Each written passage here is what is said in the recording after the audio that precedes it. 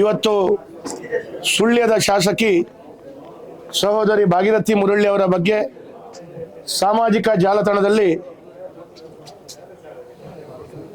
ಒಂದು ವಿಕೃತ ಮನಸ್ಥಿತಿ ಉಳ್ಳಂತ ವ್ಯಕ್ತಿ ಒಂದು ವಿನೂತನ ರೀತಿಯಲ್ಲಿ ಅವರಿಗೆ ಅವಮಾನ ಮಾಡುವಂತ ರೀತಿಯ ಒಂದು ಶ್ರದ್ಧಾಂಜಲಿ ಅರ್ಪಿಸಿದಂತ ರೀತಿಯ ಒಂದು ಮಾಹಿತಿಗಳನ್ನು ಅದರಲ್ಲಿ ಪೋಸ್ಟ್ ಮಾಡಿ ಇವತ್ತು ಕರಾವಳಿಯ ತುಳುನಾಡಿನ ಈ ದಕ್ಷಿಣ ಕನ್ನಡ ಜಿಲ್ಲೆಯಲ್ಲಿ ಬಹಳ ದೊಡ್ಡ ರೀತಿಯಲ್ಲಿ ಅದರ ವಿರೋಧವನ್ನ ಎಲ್ಲರೂ ವ್ಯಕ್ತ ಮಾಡ್ತಾ ಇದ್ದಾರೆ.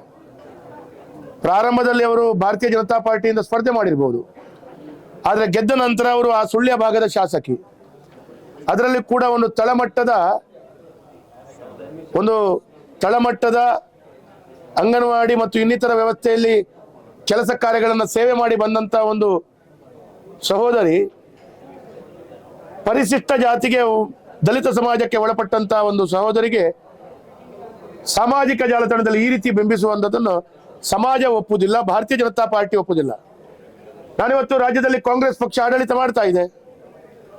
ಕಾಂಗ್ರೆಸ್ನವರು ಆಡಳಿತ ಮಾಡುವಂತ ಸಂದರ್ಭದಲ್ಲಿ ನಾನು ಒಂದು ಪ್ರಶ್ನೆಯನ್ನು ಕೇಳ್ತೇನೆ. ರಾಹುಲ್ ಗಾಂಧಿಯಿಂದ ಹಿಡಿದು ಕಟ್ಟ ಕಡೆ ಕಾಂಗ್ರೆಸ್ ನಾಯಕರು ನಾವು ಸಂವಿಧಾನಕ್ಕೆ ವಿಶೇಷವಾದ ಗೌರವವನ್ನು ಕೊಡ್ತೇವೆ, ಸಂವಿಧಾನದ ಪುಸ್ತಕವನ್ನು ತಾವು ದಿನನಿತ್ಯ ತೋರಿಸ್ತಾ ಇದ್ದೀರಲ್ಲ, ಇವತ್ತು ಆ ಸಂವಿಧಾನದ ಪೂರಕವಾಗಿ ಆಯ್ಕೆಯಾಗಿ ಬಂದಂತ ದಲಿತ ಮಹಿಳೆಗೆ ಈ ರೀತಿ ಅಪಮಾನ ಮಾಡುವಂತ ಸಂದರ್ಭದಲ್ಲಿ ನೀವು ಸೋಮೋಟೋ ಆ ವ್ಯಕ್ತಿಯ ಮೇಲೆ ಕೇಸನ್ನು ದಾಖಲೆ ಮಾಡಬೇಕಿತ್ತು, ಅವರನ್ನು ಬಂಧನ ಮಾಡಬೇಕಿತ್ತು. ಒಂದು ಕಡೆಗೆ ದಲಿತ ಮಹಿಳೆಗೆ ಈ ರೀತಿ ಅಪಮಾನ ಆದಾಗ ಸರ್ಕಾರ ಆ ದಲಿತ ಮಹಿಳೆಯರ ಅಪಮಾನವನ್ನ ಯಾವತ್ತೂ ನಾವು ಅಂತ ವ್ಯಕ್ತಿಗಳನ್ನು ರಕ್ಷಣೆ ಮಾಡಲ್ಲ ಅಂತ ಹೇಳೋ ರೀತಿಯ ಕ್ರಮವನ್ನು ವಹಿಸಿಕೊಳ್ಬೇಕು. ಇದಕ್ಕೆ 10 ದಲಿತ ಸಂಘಟನೆಯಿಂದ ಹಿಡಿದು ಭಾರತೀಯ ಜನತಾ ಪಾರ್ಟಿಯ ಮಹಿಳಾ ಮೋರ್ಚಾ, ಬೇರೆ ಬೇರೆ ಮೋರ್ಚಾಗಳು ಹೋಗಿ ಪೊಲೀಸ್ ಕಮಿಷನರ್ ಮತ್ತು SP ಅವರಿಗೆ ಮನವಿ ಸಲ್ಲಿಸ್ತಾ ಇದ್ರು ಕೂಡ ತಾವು ಯಾವುದೇ ಕ್ರಮವನ್ನು ಕೈಗೊಳ್ತಾ ಇಲ್ಲ ಅಂತ ಹೇಳಿದ್ರೆ ಬಹಳ ನಾಚಿಕೆ ಆಗತ್ತೆ. ಕಾಂಗ್ರೆಸ್ ಸರ್ಕಾರ ದಲಿತರ ಪರ ಅಂತ ಹೇಳುವಂಥದ್ದು ಹೇಳ್ತಾ ಇದ್ದುಕೊಂಡು ಈ ರೀತಿ ದಲಿತರ ಅಪಮಾನ ಮಾಡುವಂತ ಸಂದರ್ಭದಲ್ಲಿ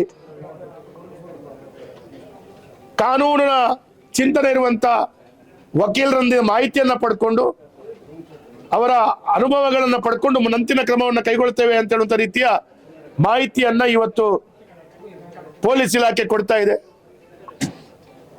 ಇವತ್ತು ಯಾವುದೇ ವ್ಯಕ್ತಿ ಜೀವಂತ ಇರುವಂತ ಸಂದರ್ಭದಲ್ಲಿ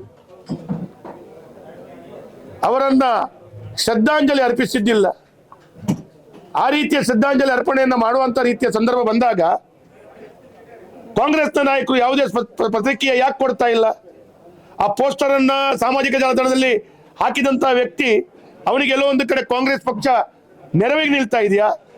ತಮ್ಮ ಕಾರ್ಯಕರ್ತರನ್ನ ರಕ್ಷಣೆ ಮಾಡೋಗೋಸ್ಕರ ದಲಿತರಿಗೆ ವಿರೋಧ ಮಾಡ್ತಾ ಇದೆಯಾ? ಈ ಎಲ್ಲ ಪ್ರಶ್ನೆಗಳು ಸಮಾಜದಲ್ಲಿ ಉದ್ಭವ ಆಗ್ತಾ ಇದೆ. ನಾವು ಭಾರತೀಯ ಜನತಾ ಪಾರ್ಟಿ ಅಂತೂ ಸುಮ್ಮನೆ ಕೂತ್ಕೊಳ್ಳಲ್ಲ, ಇದಕ್ಕೆ ನಾವು ಹೋರಾಟವನ್ನು ಕೈಗೆತ್ತಿಕೊಳ್ತೇವೆ. ಇವತ್ತು ಒಂದು ಪ್ರಜಾಪ್ರಭುತ್ವ ವ್ಯವಸ್ಥೆಯಲ್ಲಿ ಅವರಿಗೆ ಒಂದು ಶಾಸಕಿಯಾಗಿ ಕೆಲಸ ಮಾಡಿಕೊಳ್ಳುವ ಅವಕಾಶ ಸಿಕ್ಕಿದಾಗ ಅದರಲ್ಲಿ ಕೂಡ ಒಂದು ಕಡೆಗಳಲ್ಲಿ ಕಾಮಗಾರಿ ಮಾಡುವಂತ ಸಂದರ್ಭದಲ್ಲಿ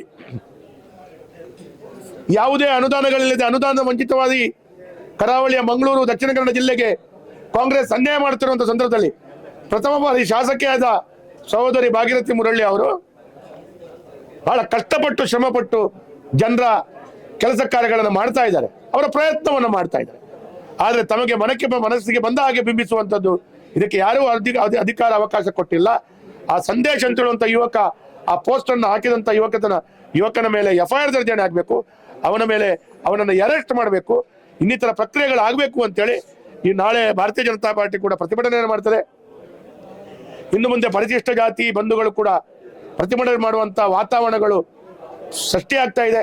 ಇದಕ್ಕೆ ಮುಂಚಿತವಾಗಿ ಕಾಂಗ್ರೆಸ್ ದಲಿತ ವಿರೋಧಿ ಮಾಡ್ತಾ ಇರುವಂತಹ ಕೆಲಸ ಕಾರ್ಯಗಳನ್ನು ಸರಿಪಡಿಸುವಂತ ಪ್ರಯತ್ನಗಳನ್ನ ಮಾಡಲಿಲ್ಲ ಅಂತೇಳಿ ಆದ್ರೆ ಕರಾವಳಿಯ ಜನತೆ ಒಂದು ಕಡೆಯಿಂದ ಮಹಿಳೆಗೆ ಮಾಡಿದಂತ ಅಪಮಾನ, ಒಂದು ಕಡೆಯಿಂದ ದಲಿತರಿಗೆ ಮಾಡಿದಂತ ಅಪಮಾನ ಶ್ರಮಿಸುವುದಲ್ಲ ಅಂತ ಹೇಳುವಂತ ಮಾತನ್ನು ಹೇಳಿಕ್ ಬಯಸ್ತಾ ಇದ್ದಾರೆ. ಕಾಂಗ್ರೆಸ್ ಪಕ್ಷದ ನಾಯಕರೊಂದಿಗೆ ಬಹಳ ಹತ್ತಿರದಲ್ಲಿ ಇರುವಂತಹ ವ್ಯಕ್ತಿ ಅಂತ ಹೇಳಿ ತಿಳ್ಕೊಂಡು ಬರ್ತಾ ಇದೆ, ಆದ್ರೂ ಗೊತ್ತಿಲ್ಲ, ಮಾಹಿತಿ ನಾನು ತಿಳ್ಕೊಂಡಿಲ್ಲ.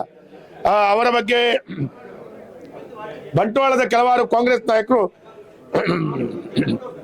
ಸಾಮಾಜಿಕ ಜಾಲತಾಣದಲ್ಲಿ ಅವರ ಬಗ್ಗೆ ವಿಶೇಷವಾಗಿ ಒಂದಾರು ಒಲವು ಬರುವಂತ ರೀತಿಯಲ್ಲಿ ಅವರು ನಮ್ಮದೇ ಹುಡುಗ ಅಂತ ಹೇಳೋ ರೀತಿಯಲ್ಲಿ ಬಿಂಬಿಸುವಂತ ಪೋಸ್ಟ್ ಅನ್ನು ನೋಡುವಾಗ ಎಲ್ಲೋ ಒಂದು ಕಡೆ ಕಾಂಗ್ರೆಸ್ ಅವರನ್ನು ರಕ್ಷಣೆ ಮಾಡ್ತಾ ಇದೆಯೋ ಅಂತ ಹೇಳುವಂತ ರೀತಿಯ ಒಂದು ಗುಮಾನಿ ಬರ್ತಾ ಇದೆ.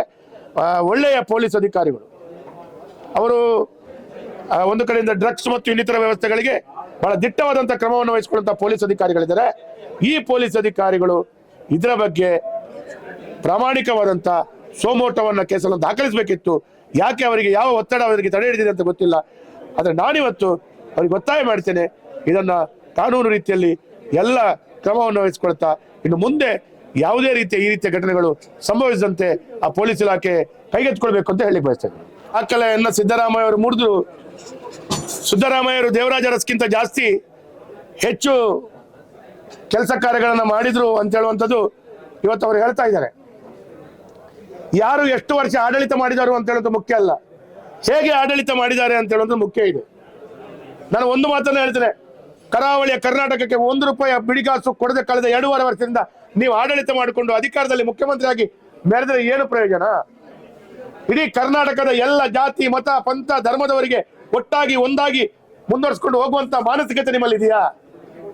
ಒಂದು ಕಡೆಯಿಂದ ಡಿ ಕೆ ಶಿವಕುಮಾರ್ ಮತ್ತು ಸಿದ್ದರಾಮಯ್ಯ ಅವರ ಗಲಾಟೆ ಇವತ್ತು ಆಡಳಿತದ ಸಂಪೂರ್ಣ ವೈಫಲ್ಯವನ್ನು ಕಂಡು ಭ್ರಷ್ಟಾಚಾರ ಇವತ್ತು ಮುಗಿಲು ಮುಟ್ಟುವಂತ ವಾತಾವರಣ ಇದ್ದಾಗ ಕೂಡ ₹1 ಕೋವು ಅನುದಾನಗಳನ್ನು ಕೊಡದಂತ ಈ ಸರ್ಕಾರ ನಾನು ದಾಖಲೆಯನ್ನು ನಿರ್ಮಾಣ ಮಾಡಿಬಿಟ್ಟೆ ಅಂತೇಳಿ ನಮ್ಮಷ್ಟಕ್ಕೆ ನಾವು ಜಮ್ಮ ಕೊಚ್ಚಿಕೊಳ್ತಾ ನಮ್ಮಷ್ಟಕ್ಕೆ ನಾವು ಕಾರ್ಯಕ್ರಮವನ್ನು ಮಾಡ್ತಾ ಬಿಂಬಿಸುವಂತದ್ದು. ಇದು ನೀವು ನಿಮ್ಮ ಬೆನ್ನನ್ನು ತಟ್ಟಬಹುದು, ಆದ್ರೆ ಜನರು ಇವತ್ತು ನೀವು ಏನು ಮಾಡಿದ್ರು ಕೂಡ ಜನರು ನಿಮಗೆ ಕ್ಷಮೆಯನ್ನ ಕೊಡ್ತಾ ಇಲ್ಲ. ಇವತ್ತು ಆಡಳಿತದಲ್ಲಿ ನಿಮ್ಮ ಅಂತರ್ಜಗಳ, ನಿಮ್ಮ ಪರಿಸ್ಥಿತಿ ಮಾತಾಡಿದ್ರೆ ಬಿಜೆಪಿ ಪಕ್ಷದ ಬಗ್ಗೆ ಮಾತಾಡ್ತಾರೆ, ಸ್ವಾಮಿ ನಾವು ಆಡಳಿತದಲ್ಲಿ ಇಲ್ಲ, ನಮ್ಗೂ ಜನರು ಬಹುಮತ ಕೊಟ್ಟಿಲ್ಲ, ನಮ್ಮ ಬಗ್ಗೆ ಪ್ರಶ್ನೆ ಕೇಳಬೇಡಿ. ಇವತ್ತು ನೀವು ಆಡಳಿತದಲ್ಲಿ ಇದ್ದೀರಿ, ನೀವು ಇದನ್ನು ಸರಿಪಡಿಸುವಂತ ಕೆಲಸ ಕಾರ್ಯ ಮಾಡಿ. ಹಾಗಾಗಿ ಸಿದ್ದರಾಮಯ್ಯ ಅವರು ಬಹಳಷ್ಟು ವರ್ಷಗಳ ಕಾಲ ಅನುಭವಿ ರಾಜಕಾರಣಿಯಾಗಿ ಬಹಳಷ್ಟು ಬಜೆಟ್ ಮಂಡನೆ ಮಾಡಿದಂತ ವ್ಯಕ್ತಿ ಇವತ್ತು ಕರಾವಳಿಯ ಕರ್ನಾಟಕದ ತುಳುನಾಡಕ್ಕೆ ₹1 ಅನುದಾನ ಕೊಡದೆ ದ್ರೋಹ ಮಾಡಿದಂತ ವ್ಯಕ್ತಿ ಇವರು ಮುಖ್ಯಮಂತ್ರಿಯಾಗಿ ದಾಖಲೆ ಮಾಡಿದ್ರು ಏನು ಪ್ರಯೋಜನ ಹೇಳಿ? ಊಟಕ್ಕಿಲ್ಲದ ಉಪ್ಪಿನಕಾಯಿ ರೀತಿಯ ಆಡಳಿತ ಮಾಡಿದಂತ ಸಿದ್ದರಾಮಯ್ಯ ಒಂದೇ ₹1 ಅನುದಾನವನ್ನ ನಂದು ಮಾತ್ರ ಅಲ್ಲ ಕಾಂಗ್ರೆಸ್ ನಾಯಕರು ಮಾತಾಡ್ತಾ ಇದ್ದಾರೆ. ಇದನ್ನೆಲ್ಲವನ್ನ ಕೇಳಿದಾಗ ನಿಮ್ಮ ದಾಖಲೆಗಳು ಯಾವುದೇ ಮಹತ್ವವನ್ನು ಕೊಡ್ತಾ ಇಲ್ಲ. ಪುಸ್ತಕದ ದಾಖಲೆಗೆ ಇದು ಮಹತ್ವ ಬಂದಿದೆ ಬಿಟ್ರೆ ಬೇರೆ ಯಾವುದೇ ಮಹತ್ವವನ್ನು ಸಿಗ್ತಾ ಇಲ್ಲ, ಯಾವುದೇ ಕೊಡುಗೆ ಇಲ್ಲ. ಶೂನ್ಯ ಸಾಧನೆಯನ್ನ ಮಾಡಿದ ಸಿದ್ದರಾಮಯ್ಯ ಅಂತೇಳಿ ನಮೂದನೆ ಮಾಡ್ಬೇಕಾಗ್ತದೆ.